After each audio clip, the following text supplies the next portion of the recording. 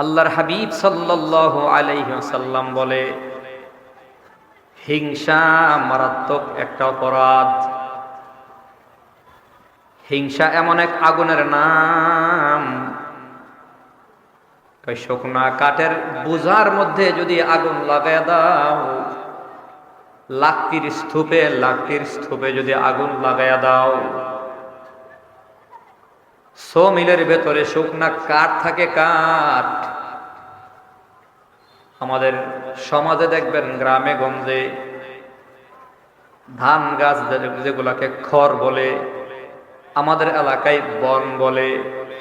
এই খড়ের স্তূপ দেখা যায়, বনের স্তূপ দেখা যায়। ওই সেখানে মেজবাতির কাটি দিয়া সামান্য আগুন ধরে দিলে যেমন নিমিষেই পরে ছারখার হয়ে যায়। রাসূল বলে, যার অন্তরে হিংসা আছে তার জীবনের সব আমল বরবাদ হয়ে যায়। যত বড় আল্লাহর ওলি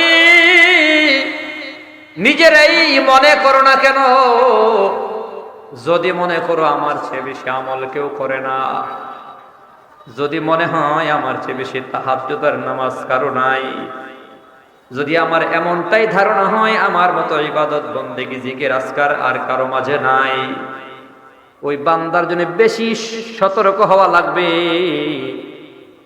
ওই হিংসা আগুন এমন এক আগুন, যার দিলে হিংসা আছে তার আমল ধ্বংস। হিংসা আমলকে ধ্বংস করে ফেলে। হিংসুকের হিংসার দ্বারা যার হিংসা করা হয় তার কোনো ক্ষতি হয় না, যার হিংসা করা হয় তার ক্ষতি হয় না। যে হিংসা করে ক্ষতি মূলত তারই হয়।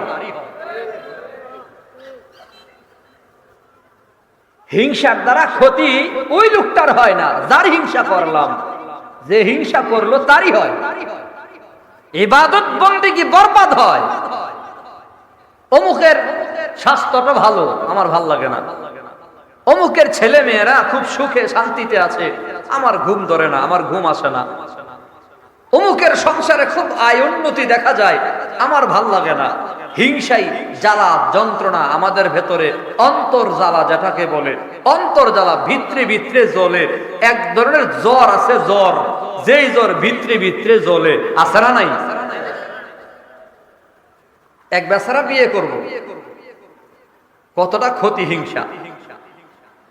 বিয়ে করব, আগের যুগের বিয়ে তো ঘোড়া নিয়ে যাইতো শ্বশুর বাড়িতে বউ আনার জন্য। আর যে বিয়ে করবে হেতে গরিব আছে না আমাদের সমাজে? গরিব মানুষ, গরিব হইলো শখ আছে, আবার কইলজাটা বড়। হঠাৎ করে মনে একটা শখ আসছে, বিয়ে যে করতে যাব, আমার তো ঘোড়া নাই, তবে ঘোড়া নিয়ে যাবো। কার ঘোড়া নেওয়া যায়? মাথায় বুদ্ধি আসছে, পাশের বাড়ির অমুকের একটা ঘোড়া আছে, ধনী বান্দার বাড়িতে ঘোড়া। সালাম দেয়া হাজির, ভাই বিয়ে করতে যাব, এখান থেকে অনেক দূর, বাহুবল। গাড়ি ঘোড়াও তো নাই তখনকার সময়ে। ভাই তোমার ঘোড়াটা যদি আমার একটু দিতা। তো অনেক ধনী আছে, ধনের একটা গরম আছে, আছে না? টাকার একটা গরম আছে না? হের যে ঘোড়া আছে, ঘোড়ার একটা গরম। ফকিন্নির বলা বান্দের ভূত, ফকিন্নির ভূত, তুই বিয়া করবি আমার ঘোড়া লয়া, ভাগ। কিছু টাকাওয়ালা পয়সাওয়ালা গাড়িওয়ালার কিছু গরম আছে না নাই? ধরে নেন এই বাজারে যার দোকান বেশি, তার দোকানের একটা গরম আছে। যার হাতে পয়সা বেশি, পয়সার একটা গরম।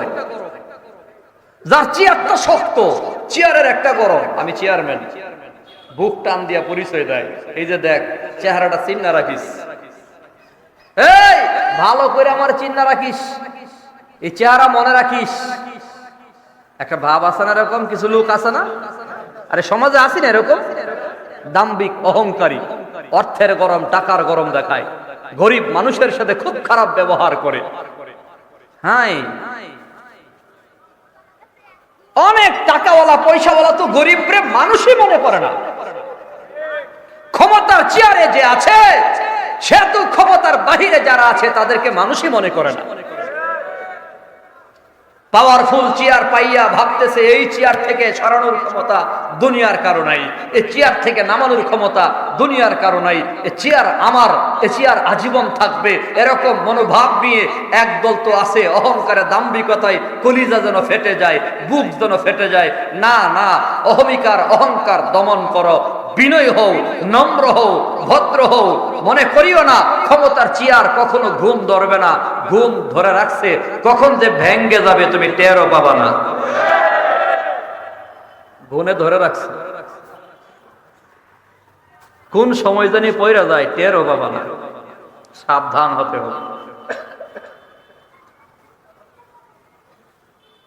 দুর্বল মানুষকে এত দুর্বল মনে করে, দুর্বল মানুষের মনে ভ্যালু নাই মনে করে।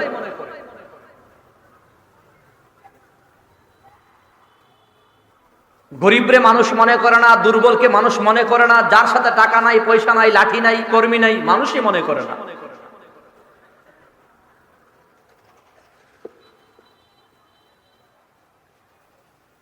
ক্ষমতার গরম। আর মনে মনে ভাবে হুজুরদের আছে কি, হুজুররা করব কি?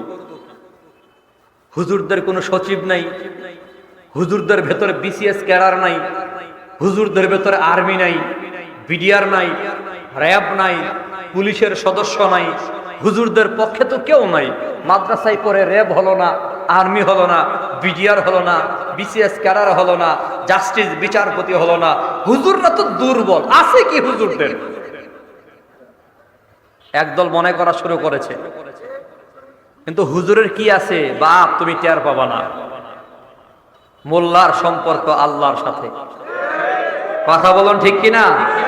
তোমার সম্পর্ক হয়তো আজ আমেরিকার সাথে, না হয় রাশিয়ার সাথে, তোমার সম্পর্ক হয়তো ভারতের সাথে, আর না হয় চীনের সাথে, তোমার সম্পর্ক হয়তো ইসরায়েলের ইহুদির সাথে। জেনে রাখো টুপিওয়ালা মোল্লা মৌলবীদের সম্পর্ক সরাসরি আল্লাহর সাথে। একথা ভুলে যেও না। বরং এ কথা স্পষ্ট হাদিস থেকে প্রমাণিত, দুর্বল মানুষগুলোর সাথে সম্পর্ক আছে সরাসরি আল্লাহ। আল্লাহু আকবার বলেন।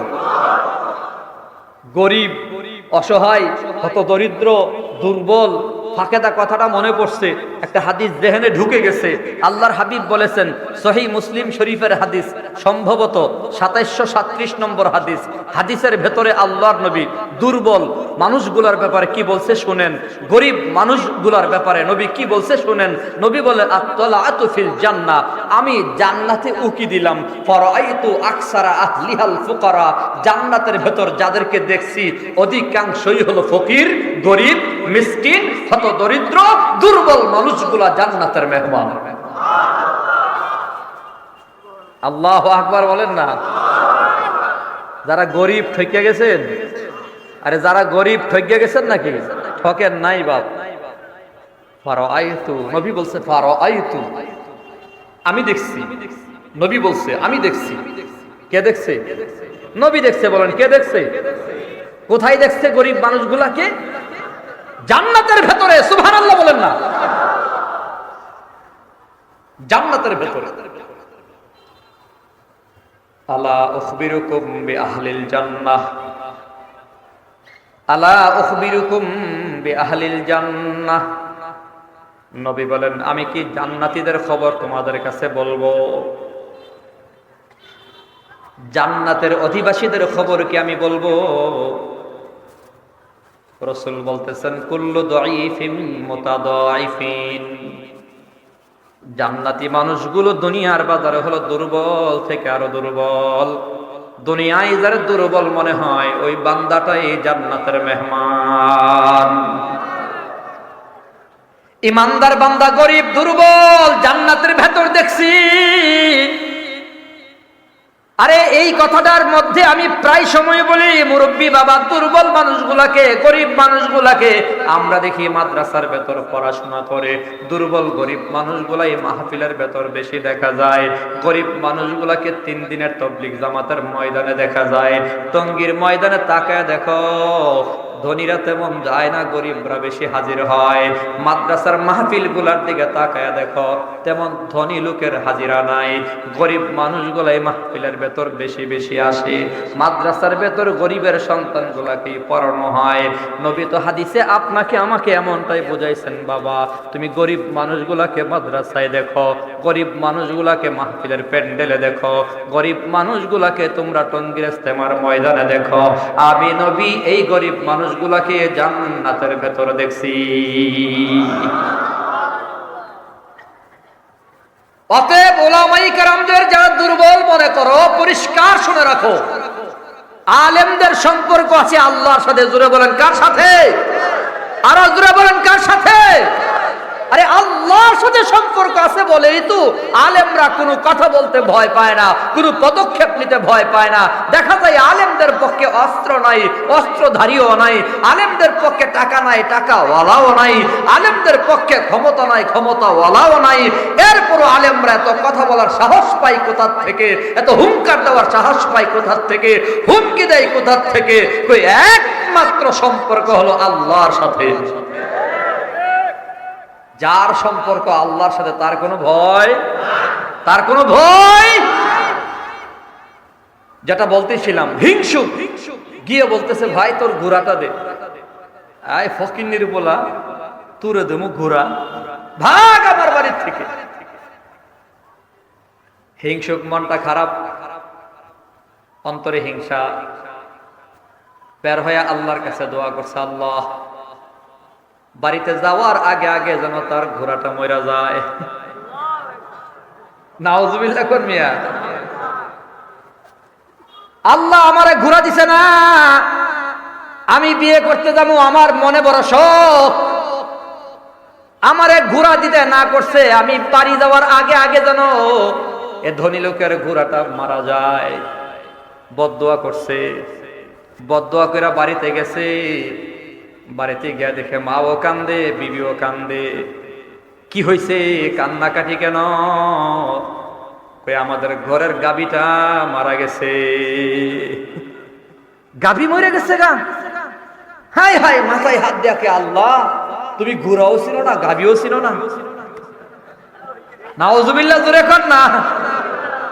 দোয়া করছি ঘোড়া মরতো, তুমি মাইরা লেছো গাবি। হাকিমুল উম্মত আশরাফ আলী থানভী রহমাতুল্লাহি আলাইহি গল্পের ভেতরে সবক দিতে চাই, বান্দা হিংসা যদি করো, হিংসার দ্বারা তার ক্ষতি হবে না, ক্ষতি তোমারই হবে। অতএব হিংসার থেকে নিজেকে বাঁচাও। অন্যের উন্নতিতে কলিজা জ্বলে, সাবধান, আজকে থেকে তওবা করে নেন। আল্লাহ বলে, কাদ আফলাহা মান তাযাক্কা, অবশ্যই জান্নাতি হবে যার অন্তরটা সাদা হয়ে যাবে। সাদা মানে অন্তরটা শুদ্ধ হয়ে যাবে। মুফাসসিরানে কেরাম বলে, অন্তর শুদ্ধ করার জন্য অন্তর থেকে হিংসা নামের রোগ দূরে সরাতে হবে। আরো কিছু রোগ আছে, এর ভেতরে একটা রোগ হলো হিংসা। যার অন্তরে হিংসা থাকবে না, আরো কিছু রোগ আছে, রোগগুলা থাকবে না। আল্লাহ বলে, হিংসা মুক্ত দিলওয়ালা জান্নাতের মেহমান। যার অন্তরে হিংসা আছে তার জবান দিয়ে গীবত হয়, গীবত।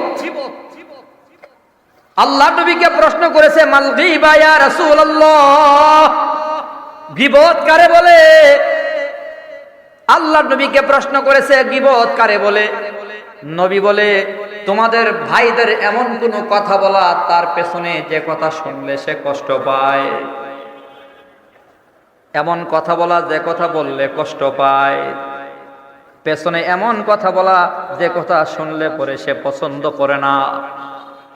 সাহাবাই কারাম জিজ্ঞাসে, তার ভেতরে এই কাজটা যদি থাকে, এই বদ অভ্যাস যদি থাকে, যা বললাম তা যদি থাকে, রাসূল বলে, থাকলেই গীবত হয়, না থাকলে তুহমত হয়। থাকলেই গীবত, না থাকলে তুহমত। কারো দোষ গীবত কারে বলে শুনেন, কারো দোষ তার পেছনে বলা। বলেন কারো দোষ, বলেন কারো দোষ সামনে না বইলা পেছনে বলা। মনে করেন আমার মধ্যে একটা দোষ আছে, আমার মধ্যে একটা দোষ আপনি জানেন, আমারে সরাসরি না কয়া আরেকজনের কাছে বলার নাম ওই গীবত। যার দোষ তারা না বইলা অন্যের কাছে বলার নাম হলো গীবত। এমন বদ অভ্যাস আমাদের আছে না নাই?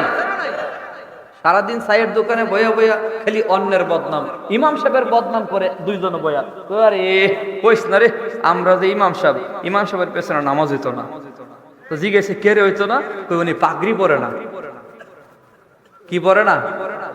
ইমাম সাহেব পাগড়ি পরে না, নামাজ হইতো না, নিজে পায়খানা করে পানি নেয় না, এটার খবর নাই।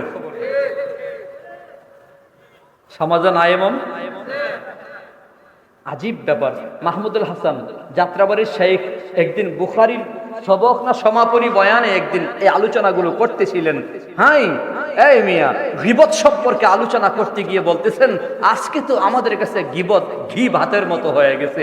গরম ভাত আর ঘি যেমন মজা লাগে, অন্যের দোষ আলোচনা করতে তেমনি মজা লাগে।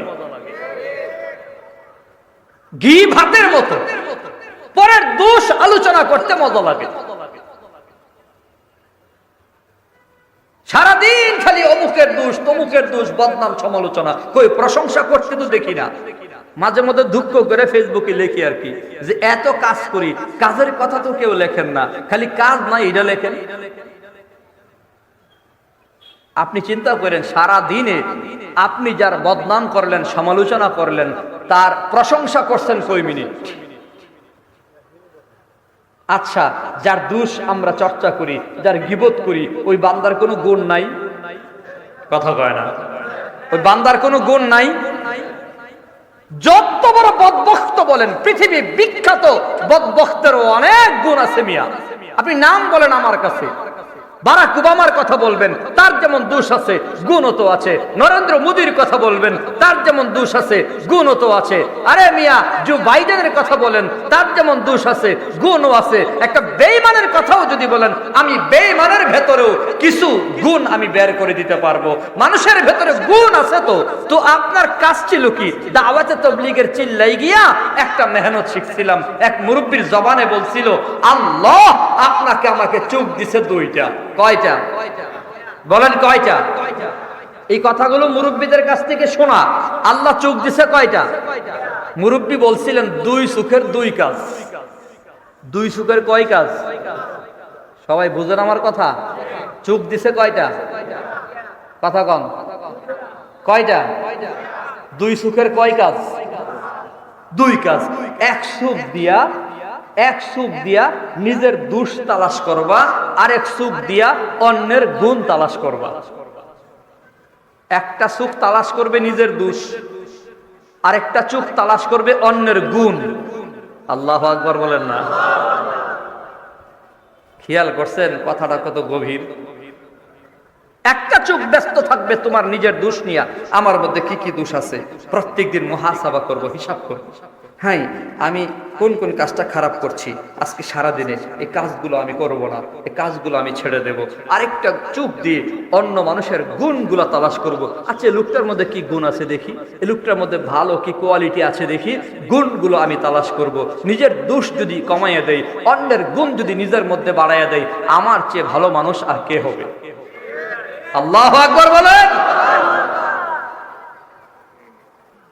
দুই চোখের দুই কাজ। সাবধান, নবী বলছে, আল গীবাতু আশাদ্দু মিনাজ জিনা। গীবত জিনার চেয়েও ভয়ঙ্কর গুনাহ। জিনা ব্যভিচারের চেয়েও গীবত বড় গুনাহ, শক্ত গুনাহ। জিনা অবৈধ পথে অবৈধভাবে অন্যের সাথে পর পুরুষ আর পর নারী, নারী পুরুষ বিবাহ বহির্ভূত, বিবাহ পূর্ব যদি যৌন কামনা মিটাই, সেটাকে জিনা বলে। রাসূল বলে, গীবত জিনার চেয়েও বড় খারাপ, শক্ত গুনাহ। জিনার চেয়ে শক্ত কেন? মুহাদ্দিসিনে কেরাম 5টা জবাব দিছে কেন জিনার চেয়েও গীবত বড় গুনাহ, শক্ত গুনাহ। কয়টা জবাব? 1 নম্বর নবী নিজেই জানায় দিছেন, গীবত হচ্ছে হকুল্লাহ, জিনা হচ্ছে হকুল্লাহ, আর গীবত হচ্ছে হকুল ইবাদ। জিনা হচ্ছে হকুল্লাহ, ইয়াতুবু ফায়াতুবুল্লাহু আলাইহি। কেউ যদি জিনা করে ফেলে, আল্লাহর কাছে যদি তওবা করে ফেলে, আয় আল্লাহ ভুল করেছি, অন্যায় করেছি, শয়তান আমার এমন গুনাহ করিয়ে ফেলছে, আল্লাহর কাছে তওবা করার সাথে সাথে আল্লাহ বলে ফাকুল তুস্তাগফিরু রাব্বাকুম ইন্নাহু কানা গাফফারা। সূরা নূহের 10 নম্বর আয়াতে আল্লাহ পাক বলে আল্লাহর কাছে মাপ চাওয়ার সাথে সাথে তওবা করার সাথে সাথে আল্লাহ জীবনের সব গুনাহ ক্ষমা করে দেবে। জিনা হচ্ছে হকুল্লাহ, আল্লাহর হক। কার হক বলেন? কার হক? কোন ছেলে মেয়ে যদি জিনা করে ফেলে আল্লাহর কাছে মাপ চাইবে, আল্লাহ মাফ করে দেবে। গীবত হলো হকুল ইবাদ, তার মানে আমি যার গীবত করলাম হকটা তার, আল্লাহ আমাকে মাফ করবে না যতক্ষণ সে আমাকে মাফ না করবে। আল্লাহর হক আল্লাহ মাফ করবে, বান্দার হক আল্লাহ মাফ করবে না। অতএব 2 নম্বর কারণ হলো যে জিনাত থেকে মাফ নেওয়া সহজ, গীবত থেকে মাফ নেওয়া কঠিন। 3 নম্বর মুহাদ্দিসিনে কেরাম বলেন, উলামায়ে কেরাম বলেন 3 নম্বর কারণ হলো আমরা গীবতকে গুনাহই মনে করি না। গীবতরে আমরা কেউ গীবতরে গুনাহ মনে করি?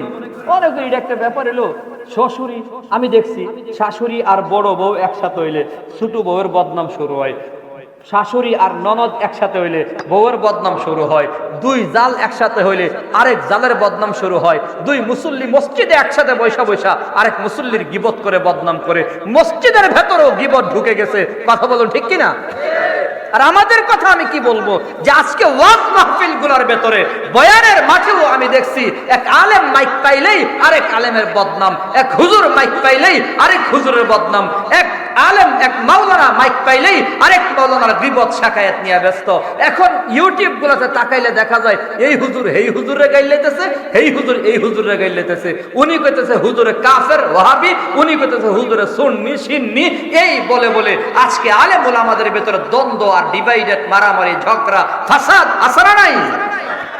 পরিতাপের বিষয়, দুঃখ।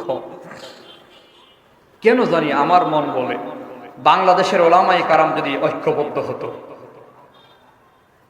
বাংলাদেশের উলামায়ে কেরাম যদি ঐক্যবদ্ধ হতো, এখন তো সময় এসেছিল ঐক্যবদ্ধ হওয়ার।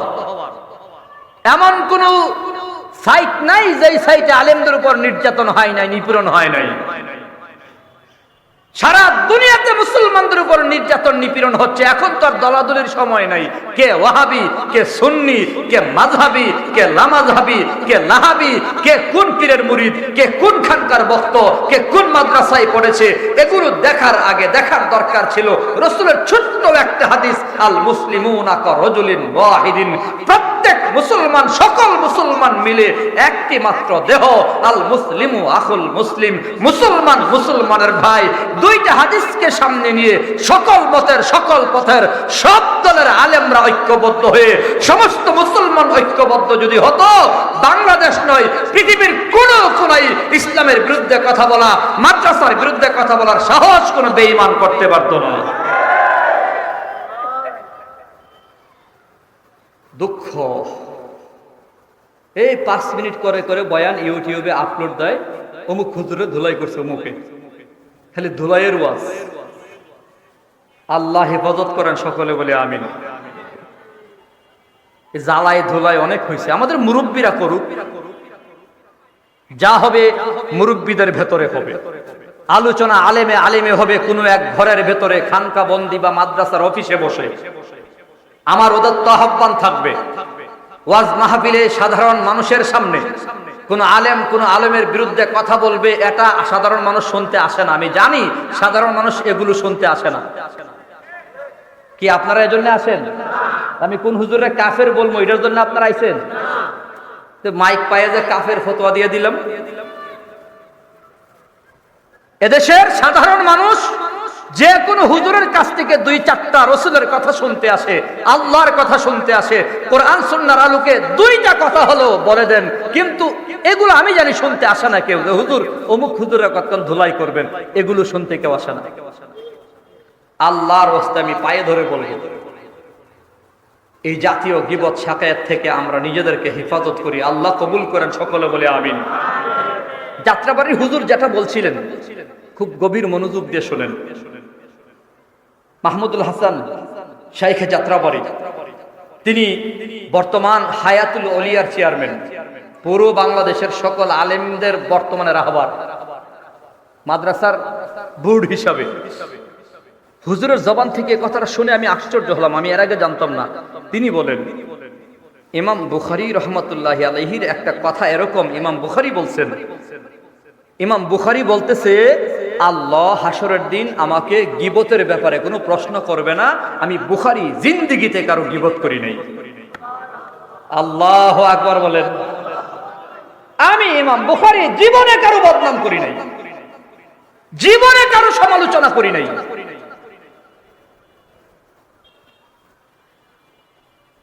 এই কথাগুলো সারমর্ম কি? একবারে সব ধরনের সমালোচনা আবার গীবত মনে করেন না, কিছু কিছু দরকারও আছে। কয়েকজন ঠিক কইল, যার যার অন্যায় অপকর্মের দ্বারা পুরো জাতি বিভ্রান্ত হবে, যার ত্রুটি বিচ্যুতির দ্বারা জাতি বিভ্রান্ত হচ্ছে, বিপদগামী হচ্ছে, এই কথাগুলো খোলাসা করে বলে দেওয়া একটা কোরআন সুন্নাহর আলোকে, এটাই সুন্নাহ, এটাই তরিকা, খোলাসা করে মানুষকে বলে দেওয়া। যাই হোক, সেদিকে আমি যাচ্ছি না। আমার বিষয়টা হলো, আমরা গীবত করব না ইনশাআল্লাহ। বলেন, আল্লাহ আমাদের জবানকে গীবত মুক্ত বানায় দেন। সকলে বলে আমিন, আরো জোরে বলে আমিন। আল্লাহ বলে, ওয়াইলুল লিকুল্লি হুমাযাতিল লুমাযাহ, ওয়াইল, দুর্ভোগ যারা মানুষকে পরনিন্দা করে, সামনেও করে পেছনেও করে, সামনেও করে পেছনেও করে। আজকে আয়াত দিয়েছে সূরা হুজরাত থেকে, হুজরাত থেকে আলোচনা করার জন্য। আল্লাহ পাক রব্বুল আলামিন বলেন সূরা হুজরাত 12 নম্বর আয়াত, আল্লাহ বলে, মুমিন অধিকাংশ ধারণা থেকে নিজেকে বাঁচাও, অনুমান থেকে নিজেকে বাঁচাও, আনুমানিক ধারণা থেকে নিজেরে পরহেজ করো, নিজেকে বাঁচাও। ইন্না বা'দাজ যন্নি ইসমুন, নিশ্চয় অনেক রকমের ধারণা অনুমান আছে যেটা পাপ, যেটা গুনাহ। এরপরে আল্লাহ বলে, ওয়ালা তাজাসসু, সাবধান। আল্লাহ বলে, অন্যের পেছনে তোমরা গোপনে গোপনে দোষ তালাশ করিও না। ওয়ালা তাজাসসু, গোয়েন্দাগিরি করিও না, গোপন দোষ তালাশ করে করে বের করিও না। আয়াতে আল্লাহ পাক রব্বুল আলামিন প্রথম বলে, তোমরা ধারণা ছেড়ে দাও, অধিকাংশ ধারণাই হলো গুনাহ। 2 নম্বর বলে, তোমরা গোয়েন্দাগিরি করিও না, কারো কোনো গোপন দোষ আছে কিনা, গোপন দোষগুলা গোপনে গোপনে তালাশ করিও না। আমাদের সমাজে সিসি ক্যামেরা লাগানো আছে, সিসি ক্যামেরা দিয়া দিয়া অন্যের গোপন দোষ তালাশ করে ওই গোপন দোষগুলা মানুষের সামনে আবার প্রচার প্রসার করে। এমন সিসি ক্যামেরা সমাজে আছে না নাই? গ্রাম অঞ্চলে সিসি ক্যামেরা আছে, গ্রাম অঞ্চলে টিনের বেড়া, ছিলেন টিনের বেড়া, বাউন্ডারি যে দিয়া রাখে, একটু একটু ছিদ্র থাকে। দেখেন অনেকগুলা মহিলা আছে টিনের ছিদ্র দিয়া এমনি এক চোখ বন্ধ কইরা আরেক চোখ ছিদ্র লাগায়া দেখে ওই বাড়িতে কি হইতেছে না হইতেছে, দেখে গিয়া আরেক বাড়িতে সম্প্রচার করে, লাইভ প্রচার। আসেনি? আরে শাশুড়ির কাছে গিয়া লাগাইছে, এই বুবু, তুমি যখন বাড়িতে আসিলা না তখন তোমার ছেলের বড় দেখছি ফ্রিজে যা গুস্ত আছেন সব খাইয়া লেছে। এই গোপন দোষ খুঁজা খুঁজা মানুষে বাইর করে, আছে না? আফসোস। আল্লাহ বলে, ওয়ালা তাজাসসু, মানুষের গোপন দোষ গোপন গোপন ক্যামেরা দিয়া বাইর করিও না, তালাশ করিও না। গোপনে অন্যায় করেছে, আল্লাহর কাছে গোপনে ক্ষমা চেয়ে নেবে।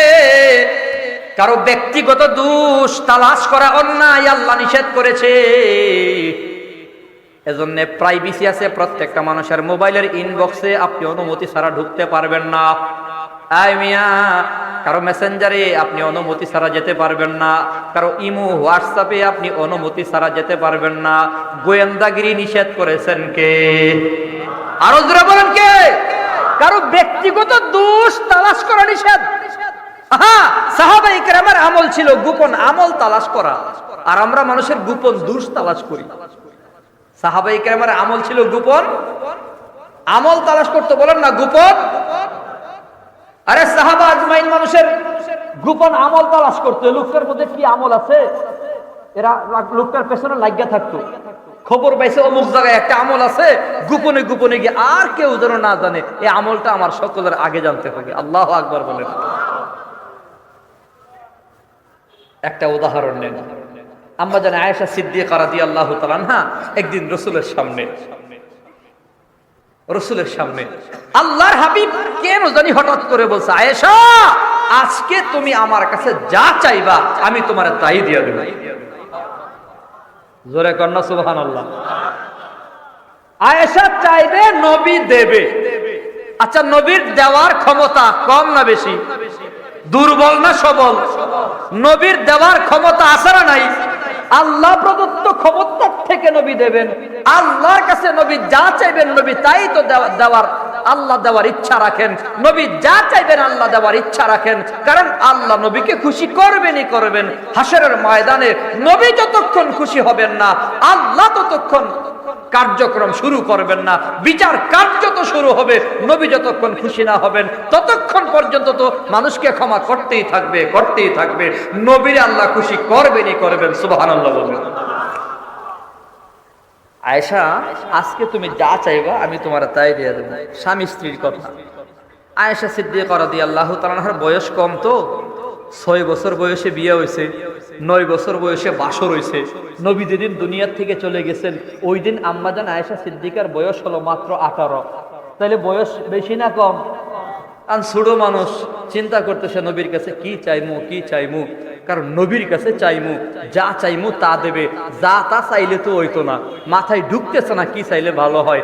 আমারও যদি হঠাৎ কইরা মাননীয় প্রধানমন্ত্রী বলে, এই মুফতি সাহেব আপনি চেয়ারম্যান হয়েছেন, এখন আমার কাছে কি চান বলেন তো, যদি আমারে বলে, আমি হয়তো অনেকক্ষণ চিন্তা ভাবনা করে বলবো যে এক কাজ করেন, এই নবীনগর থেকে আমার নৌকাটা দিয়ালাম, আমি এমপি হয়ে যাবো।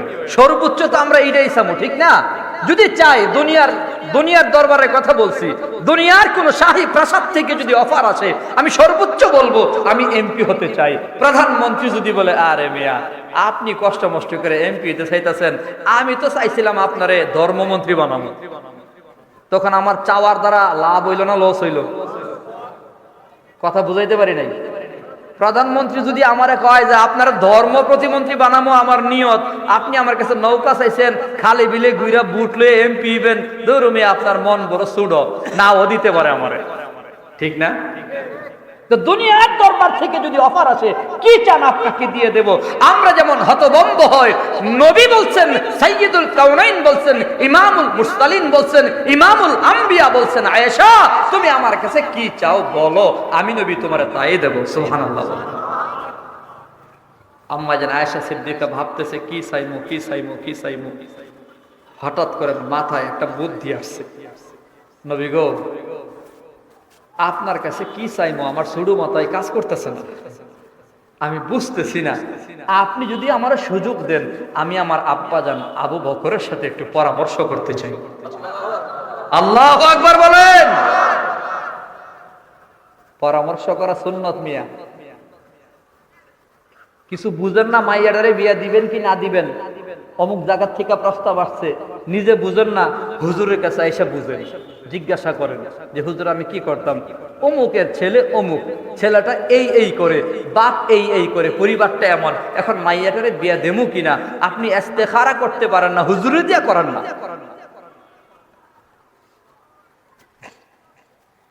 অসুবিধা হচ্ছে আপনাদের? কিছুক্ষণ চলবে কথা, যে মাত্র 10টা হয়েছে, আমার নিয়ত হচ্ছে 11টা পর্যন্ত করুন।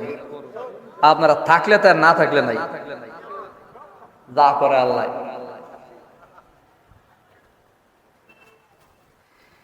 গেছে আবু বকর সিদ্দিক রাদিয়াল্লাহু তাআলা আনহুর কাছে, আব্বা জান নবী বলছে যা চাও তা দিয়া দিবে, আব্বা জান আপনি আমারে পরামর্শ দেন, নবীর কাছে কি চাইতে পারি।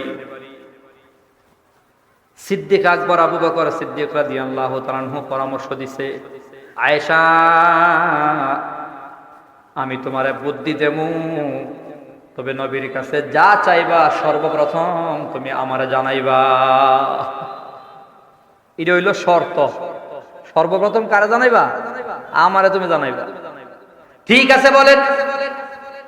আবু বকর সিদ্দিক রাদিয়াল্লাহু তাআলা আনহু বলে, আয়েশা তাহলে নবীর কাছে গিয়া বলবা, পয়গম্বর মেরাজের সফরে আপনি আল্লাহর সাথে দীর্ঘ সময় কথা বলছেন, অনেক লম্বা সময় আল্লাহর সাথে কথা বলেছেন।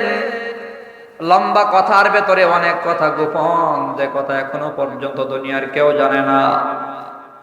এমন কোন গোপন কথা আসেনি যেই কথা আজ পর্যন্ত কাউরে বলেন নাই। আমি আয়েশা এমন একটা গোপন কথা শুনবার চাই যেই কথা আপনার হয়েছে আল্লাহর সাথে। আয়েশা সিদ্দিকা নবীর কাছে গিয়া যখন বলছে, ও পয়গম্বর মিরাজের সফরে আল্লাহর সাথে আপনার যত কথা হয়েছে এর ভেতরে এমন কোন কথা আসেনি যেই কথা আজ পর্যন্ত দুনিয়ার কেউ জানে না। এমন একটা গোপন কথা জানবার চাই। আল্লাহর নবী মুচকি হাসি দিয়া কয়, আয়েশা আমি জানতাম আমার সাহাবীদের ভেতরে আবু বকরের মতো এমন চিকন বুদ্ধি আর কারো মাথায় নাই। আবু বকর গোপন কথা শুনবার চাই, গোপন আমল জানবার চাই, এমন বুদ্ধি আর কারো মাথায় নাই। আরে আবু বকর সিদ্দিক রাদিয়াল্লাহু আনহু গোপন আমল তালাশ করত, খবর পাইছে হযরত আবু বকর সিদ্দিক রাদিয়াল্লাহু তাআলা আনহুর শাসন আমলে পাহাড়ের চিপায় একজন মহিলার স্বামী মারা গেছে। ওই মহিলা বড় অসহায়, তার বাপ নাই, ভাই বোন কেউ নাই, সন্তান নাই। হযরত ওমর খবর পাইছে মহিলা জঙ্গলের ভেতর থাকে, গোপনে গোপনে আবার মহিলার খেদমত করমু, আল্লাহর রাজি করমু। বয়োজ্যেষ্ঠ বৃদ্ধ একজন মহিলা, বৃদ্ধা মহিলার খেদমত করমু, আল্লাহ রাজি হয়ে যাবে। হযরত ওমর গোপনে গোপনে নীরবে রাতের আধারে মহিলার বাড়িতে যায় হাজির। মা আমি আপনার খেদমত করবার চাই, আপনার ঘরে আগুন দরকার, পানি দরকার, ঘর ঝাড়ু দেওয়া দরকার, আপনার বিছানাগুলো ধুয়ে দেওয়া দরকার, আপনি যদি অনুমতি দেন। মহিলা জবাব দেয়, কে রে বাপ, তুমি আসবার কিছুক্ষণ আগে আল্লাহর এক বান্দা আমার ঘরের কাজগুলো করে গেছে। হযরত ওমর কই, ব্যাপার কি রে, এত রাতে জঙ্গলের ভেতরে, গভীর গহীন জঙ্গলে এ মহিলার খবর তো কেউ জানে না, আমি ওমর ছাড়া কেউ জানার কথা না, কেডা আইলো এই আয়া খেদমত করে গেল গা। আগামীকাল আমি আরেকটু আগে আসমু, আরেকটু পরে আসমু, আরেকটু আগে, সকালে গেছিল তো ফজরের পরে, আরেকটু আগে যাবো, ফজরের আগে যাবো। হযরত ওমর ফজরের আগে যায়া মহিলারা ডাক দিছে, মা আপনার খেদমত করতে চাই। মহিলা কই, ওমর তুমি আসার আগে আল্লাহর আরেক বান্দা আমার খেদমত করে চলে গেছে। ভাবসাব ভালো না, তাহাজ্জুদের টাইমে যাবো। তাহাজ্জুদের টাইমে গিয়া কইছে, মা গো আপনার খেদমত করতে চাই, ঘর বাড়ি ঝাড়ু দিতে চাই, পানি আইনা দিতে চাই, আপনি যদি অনুমতি দেন। বুড়া মহিলা কই, বাবারে তুমি আসার আগে আল্লাহর এক বান্দা আমার খেদমত গুলা করে গেছে। হযরত ওমরের মাথায় কাজ করলো না, কে খেদমত করে গেল। আগামীকাল আয়েশা জুপের আড়ালে দাঁড়ায় থাকমু, গভীর রাতে আয়েশা কে আসে দেখার জন্য। পাহাড়ের চিপায় জুপের আড়ালে হযরত ওমর চুপচাপ দাঁড়ায় রয়েছে। দেখে যে একটা লোক আস্তে আস্তে আস্তে আস্তে কদমে ধীরে ধীরে হাঁটে, খুব আস্তে আস্তে হাঁটা মহিলার বাড়ির দিকে যাচ্ছে, চাদর দিয়ে চেহারা ঢাকানো, নাক মুখ ঢাইকা যাচ্ছে ভেতরে। হযরত ওমর ফলো করতেছে, লোকটা কি বুড়া ডোরা নাকি, আবার পায়ের চামড়ার দিকে তাকে দেখে না, বয়স তো ভালোই হয়েছে, জিন টিন হইব বোধহয় না, পশম তো আবার দেখা যায় খুব ছোট ছোট, আবার চামড়া গুলা ঢিলে ডালা, জিন্নাত হইলে তো শক্তিশালী হওয়ার কথা, পশম বড় থাকার কথা। কে রে লোকটা? যাই হোক খেদমত করে লোকটা চলে যাচ্ছে। হযরত ওমর পেছন থেকে চাদরে টান দিছে, লোকটা ঘুরে তাকাইছে। হযরত ওমর কে আল্লাহু আকবার, ভাই আবু বকর চেহারার দিকে তাকিয়ে দেখে আবু বকর হাজির হয়ে গেছে। ভাই আবু বকর, এই গোপন আমলটা আমি ওমর গোপনে গোপনে করতে চাইছিলাম, এইটার খবর তুমি পায়ে গেছো। হযরত ওমরে কয়, আমিও তো আগে করার চেষ্টা করি। হযরত আবু বকর বলে, আমারও তো আগে করার শখ আছে রে ভাই, আমিও তো গোপন আমল তালাশ করি। এই সেই আবু বকর যিনি গোপন আমল তালাশ করে, আর আমরা মানুষের গোপন দোষ তালাশ করি। কথা ঠিক কিনা?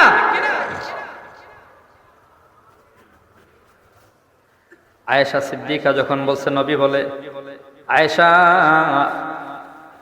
তাহলে তুমি শুনে নাও, আল্লাহর সাথে যত কথা হয়েছে এই কথাগুলোর ভেতরে আমার একটা কথা হয়েছে এমন কথা, যেই কথা আজ পর্যন্ত কাউরে বলি নাই।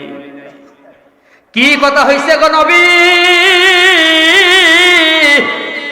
আল্লাহর নবী বলে, আয়েশা আল্লাহ আমারে বলছে, হাবিব, ও হাবিব, আপনার উম্মতের মাঝে কোন উম্মত যদি অন্য কোন মানুষের মনের কষ্ট দূর করিয়া দেয়, আমি আল্লাহ ওয়াদা করলাম, আমি আল্লাহ ওই উম্মতকে বিনা হিসাবে জান্নাত দিয়া দেব। কেউ যদি মনের কষ্ট দূর করিয়া দেয়, আমি আল্লাহ বিনা হিসেবে জান্নাত দিয়া দেব।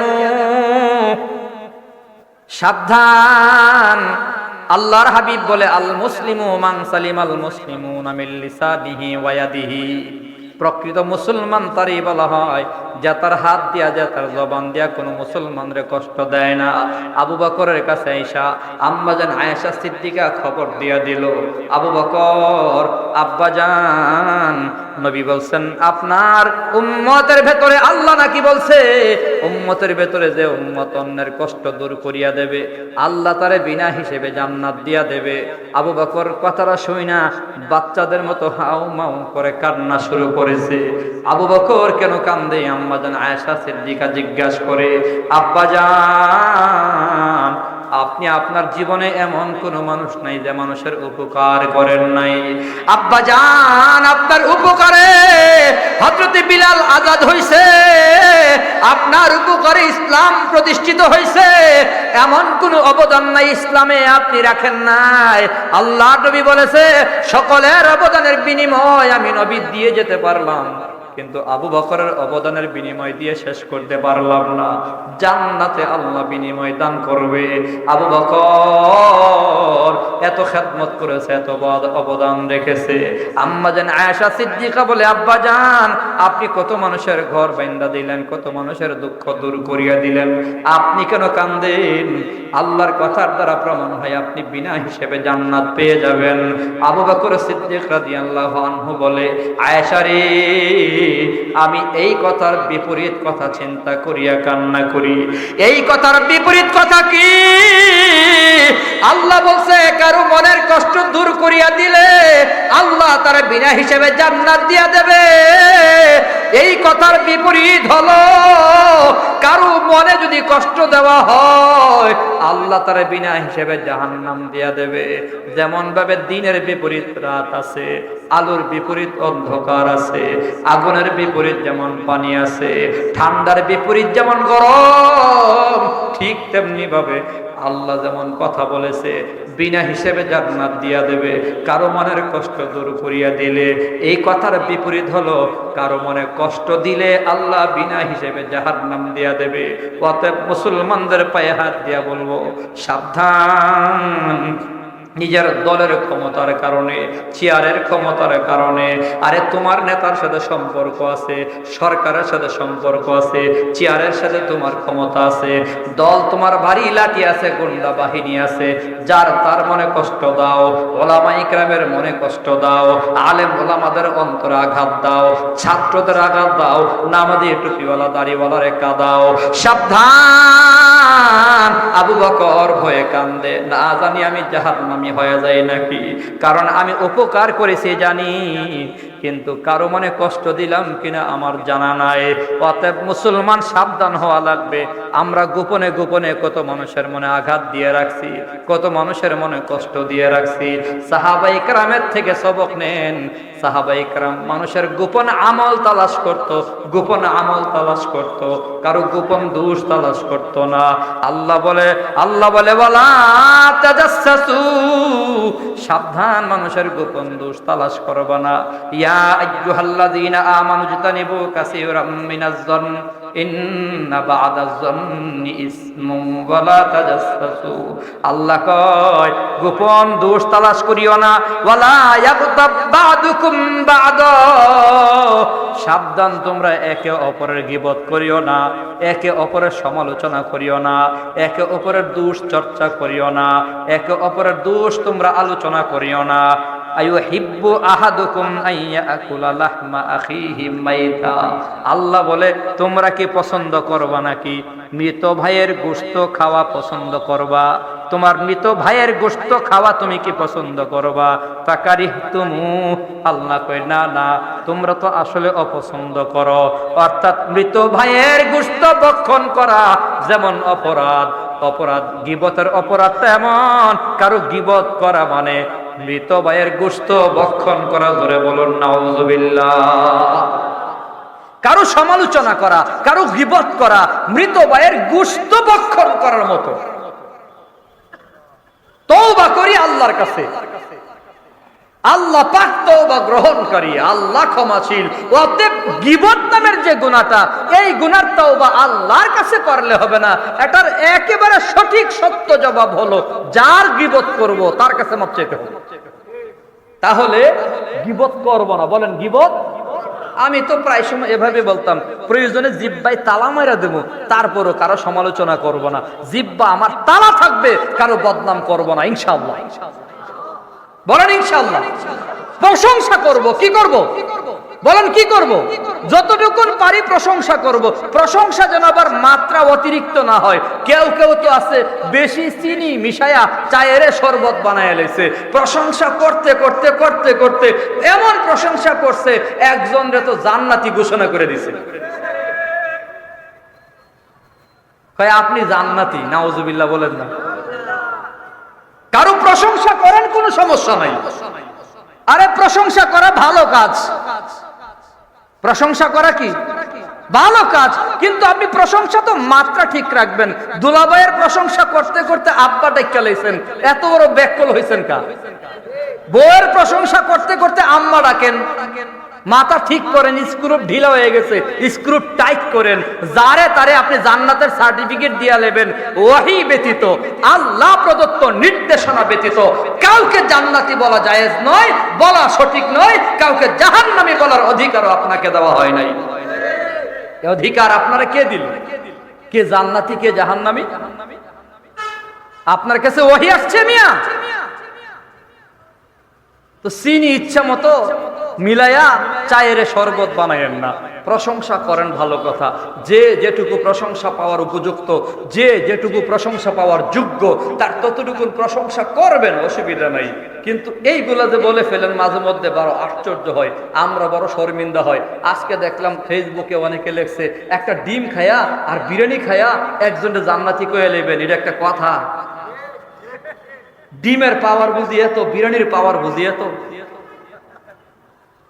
হ্যাঁ, আফসোস আফসোস। এজন্য তো আমাদের উলামায়ে কেরামরা বলে আলেম দুই প্রকার, একদল আলেম দরকারি, আরেক দল আলেম হলো সরকারি। আর আরেকজন আলেম বলছে আলেম তিন প্রকার। আলেম কন না, আলেম কয় প্রকার? কই একদল হইছে সরকারি, আরেক দল হইছে দরকারি, আরেক দল হইছে তরকারি। তরকারি আলু, আলু হলুদ সব জায়গায় লাগে, ঠিক না? আমাদের দরকার হচ্ছে দরকারি আলেম। বলেন কি আলেম দরকার?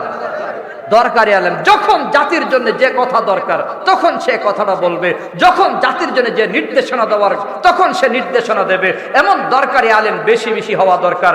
জাতির পক্ষে কথা বলতে গিয়ে, জাতিকে নির্দেশনা দিতে গিয়ে, হক হক্কানিয়াতকে বুঝাতে গিয়ে, বাতিলের সাথে হককে পার্থক্য করতে গিয়ে, জান্নাতের পথ, সিরাতে মুস্তাকিমের পথ, সত্যের পথ, ন্যায়ের পথ বর্ণনা করতে গিয়ে দুনিয়ার কোনো পাওয়ারকে ভয় পাবে না, দুনিয়ার কোনো ক্ষমতাকে ভয় পাবে না, দুনিয়ার কোনো চেয়ারকে ভয় পাবে না, দুনিয়ার কোনো ক্ষমতাকে সে গোনায় ধরবে না, কোনো পাওয়ার তাকে দুর্বল করতে পারবে না। এমন একজন দরকারি আলেমের দরকার। আমার দেখা বর্তমান বাংলাদেশে দরকারি আলেম হলো মাওলানা মামুনুল হক, দরকারি আলেম হলো শাইখুল হাদিসের সন্তান। অতএব দরকারি মাওলানা মামুনুল হকের মুক্তি চাই, জোরে বলেন ঠিক কিনা?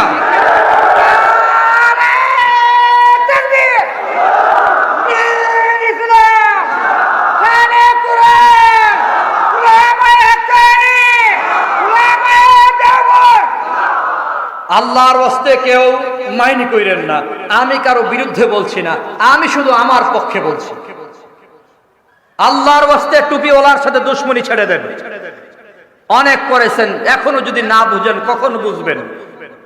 কতবার আলেমদেরকে গ্রেফতার করেছেন, জেলখানায় নিয়েছেন, কই আলেমদের তো দমন করতে পারেন নাই।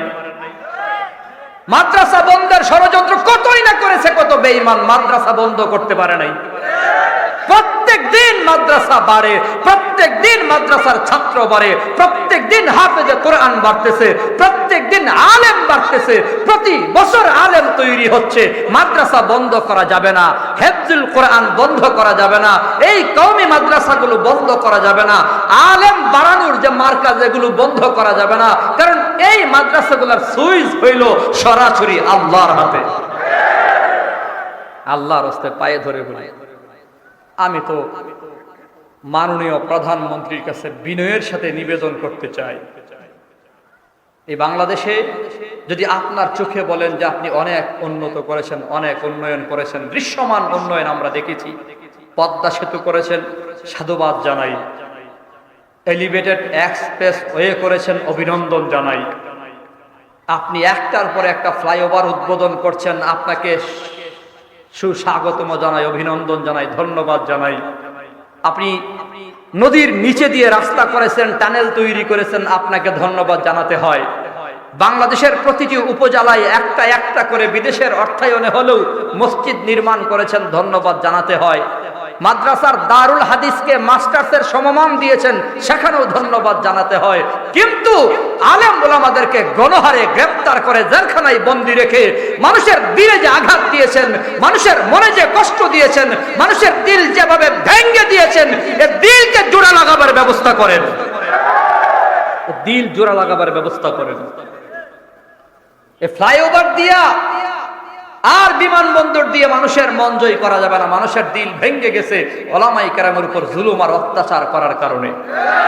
অতএব আমি হুঙ্কার দিয়ে নয়, বিনয়ের সাথে বলবো, নিবেদন করে বলবো, ছোট্ট একটা চেয়ার, চেয়ারম্যানের চেয়ার, বড় চেয়ারে আপনি বসা, আপনার কাছে বলবো নিঃশর্ত অতি দ্রুত সকল আলেমদের মুক্তি দেন। মামুনুল হক এবং রফিকুল ইসলাম মাদানী সহ যত কোরআনের পাখি জেলখানায় বন্দী আছে প্রত্যেক আলেমের জামিনের ফয়সালা করেন। আর না হয় এদেশের মানুষের দিল আপনি জয় করতে পারবেন না, কশিন কালেও পারবেন না, যত কথাই বলেন। আমি শুধু মানুষ বলে দিলাম, মানুষের দিলের ভেতরে আকাশ চুম্বী এক ব্যথা, পাহাড় পরিমাণ ব্যথা, সাগরের পানি পরিমাণ ব্যথা জমে আছে। কারণ এই মানুষগুলোর রাহবার ওলামায়ে কেরামদের আপনি কষ্ট দিয়েছেন, এ কথা অস্বীকার করার কোনো সুযোগ নেই। আমি বিনয়ের সাথে বলেছি এবং আমি বিশ্বাস করি যদি আলেম ওলামাদের মুক্তি দেওয়া হয়, আলেম ওলামাদের পর্যাপ্ত সম্মান ইজ্জত মর্যাদা দেওয়া হয়, এদেশের মাদ্রাসাগুলোর ইজ্জত সম্মান মর্যাদা অধিকার আদায় হয়, যদি আলেম ওলামাদের পক্ষে আপনার পদক্ষেপ হয়, তাহলেই কেবল এদেশের মানুষ আপনার জন্য দোয়া করবে, আপনার পরিবারের জন্য দোয়া করবে। আর না হয় মানুষের মনের বদদুয়া থেকে আপনাকে রেহাই দুনিয়ার কেউ করতে পারবে না। বেজার হচ্ছেন? আমি পক্ষে বলছি মিয়া, আমি পক্ষে বলছি প্রধানমন্ত্রী, উনি যদি কাজগুলো করে আমাদের চেয়ে বেশি লাভ হবে ওনার। কথা বুঝেন নাই? আলেম ওলামাদের সাথে দূরত্ব কমিয়ে ওলামায়ে কেরামের সাথে যদি হৃদ্যতা বাড়াতে পারে, মাদ্রাসার সাথে মহাব্বত যদি বাড়াতে পারে, তলিবুল ইলমদের অন্তর যদি জয় করতে পারে, তাহলেই কেবল সাধারণ মানুষের অন্তর থেকে ব্যথা দূর হবে, আর না হয় মানুষের ব্যথা দূর হবে না। আল্লাহ পাক রব্বুল আলামিন আমাদের যত ওলামায়ে কেরাম কারাবন্দী আছে, আল্লাহর কুদরতে তাদের জামিনের ফয়সালা করেন, সকলে বলে আমিন।